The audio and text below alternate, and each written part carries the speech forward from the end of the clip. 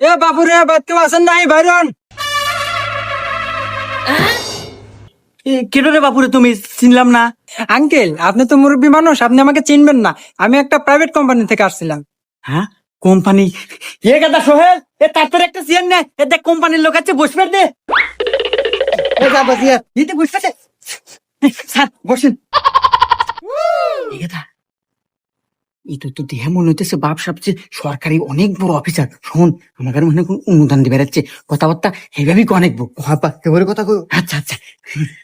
আচ্ছা আঙ্কেল, আপনার বাসায় ফ্যামিলি মেম্বার কয়জন? স্যার, আমার আমার কিচ্ছু নাই স্যার, চরাত কোনো জমি জমা নাই। আর এই বাড়িটাও এই দাদার আমল থেকে পূর্বপুরুষের, আমার কিচ্ছু নাই। কিচ্ছু নাই? আচ্ছা আঙ্কেল বাদ দেন, আপনার বাড়িতে টয়লেট কয়টা আছে? ইয়াবা, নাই নাই নাই নাই কও। ও, টয়লেট দিব মনে হয়, তাই না? আচ্ছা আচ্ছা। স্যার, আমার বাড়ির টয়লেট নাই স্যার, আগার মোটেও নাই, আমরা কোনে কি